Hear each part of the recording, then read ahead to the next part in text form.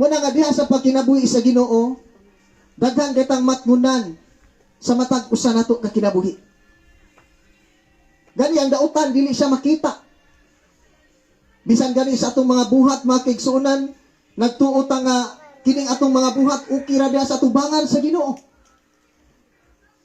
Labi na gyud diha sa kanang mga social media, mga kaigsuonan. Labi na gyud ining natad sa internet nga nahitabo nga naangani sa kalibutan. Nga daghang mga kabatan-unan nga nalayo ang ilang kasing-kasing diha sa Ginoo. Ganuman, tungod ining mga games, mga igsuon. Nasabtan na to?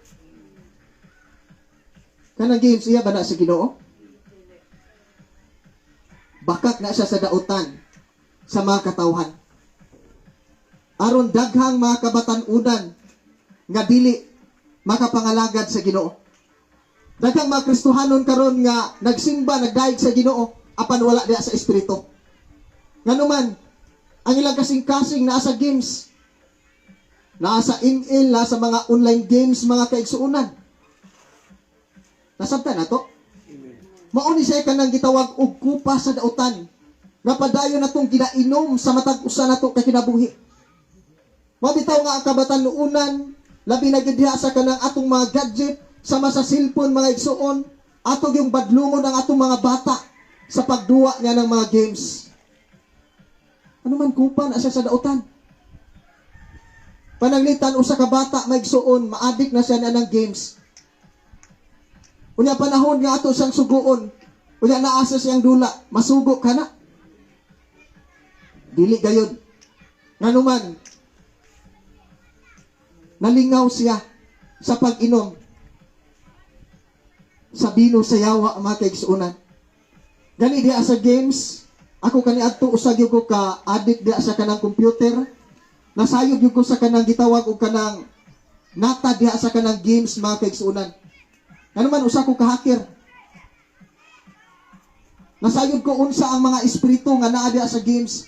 Ang games, mga kaigsuonan, mao na say kanang gitawag og kanang kuhaon niya ang atong kahigayunan, kuhaon sa yawa ang atong kahigayunan ngadto sa Ginoo. Imbis nining adlaw, magtuon kita sa kasulatan, magsimba kita sa Ginoo, magpahimuot kita sa Ginoo apan ang atong una-una anaan nakapunting diha sa mga gitawag may kasun og dula nga iya sa yawa.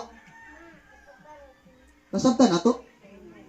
Og dili na siya maghatag og kaayuhan sa atong kaugalingon. Kaya kaniadto, mga igsuon, ang akong kaugalingon isip ko sa kahakir, grabe kakapoy sa akong lawas. Perminti maglabad, kasagaran ang akong o, perminti ko sipunon, dayon tungod sa walay tulog, mga igsuon, halos diha sa kanang matag alas 12 sa gabi, magkurog ang akong lawas. Nganuman, ang buhat sa yawa, gusto niya nga gubon, gusto niya nga patyon ang usa ka tawo aron malaglag ngadto sa impierno.